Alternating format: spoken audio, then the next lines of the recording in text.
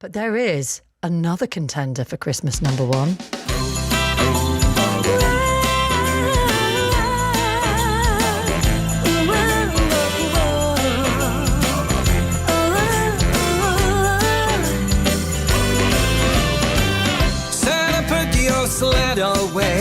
Hang on. You've worked all night, now it's time to Recognise that voice? No.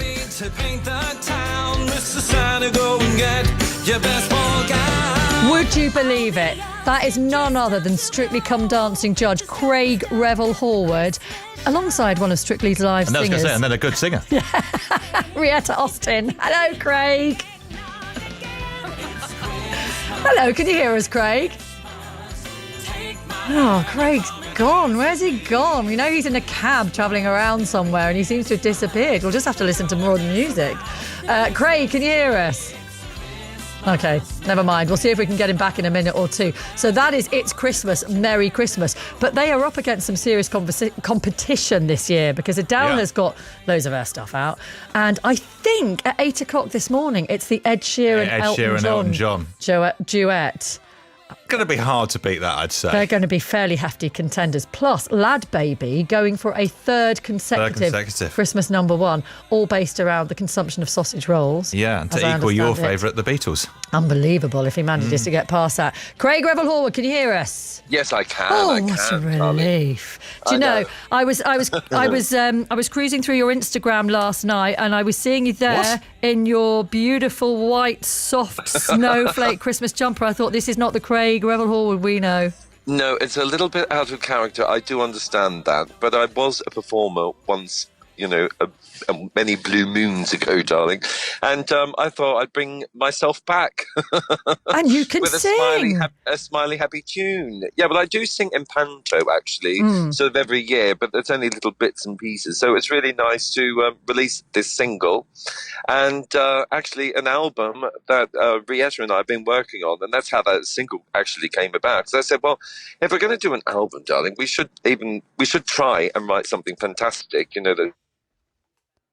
the 50s bass for a Christmas single, just to see what would happen. Who knew that I was going up against Elton John and Ed Sheeran?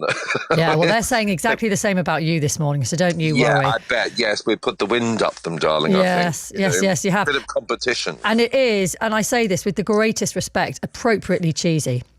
It is appropriately cheesy, but we wanted to write something that was actually going to, stand the test of time.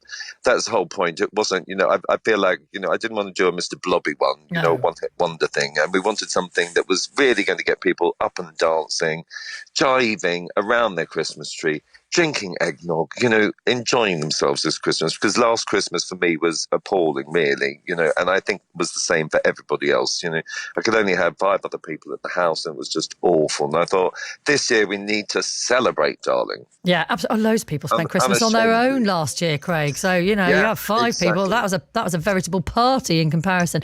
So you're right, and I think a lot of people want to make up for last year.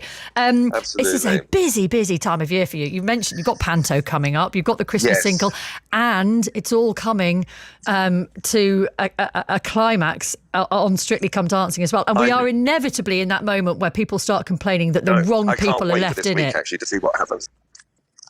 Oh, they always do that, but the point is the public have kept people in. They've kept the people in that they want.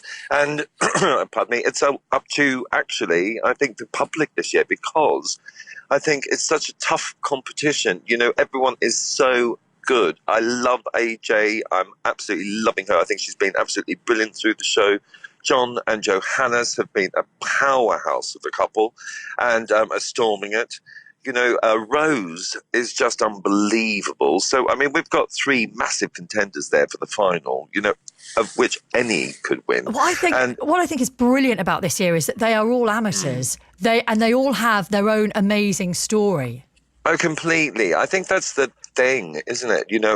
Especially when I was watching at home when I had COVID a couple of weeks ago, it was really interesting to actually watch it from home and see how the punters view it, because I've been on the show since year dot in 2004, 17 years ago, and I've never had the opportunity to experience it sort of live, and I totally fell in love with it. It was amazing.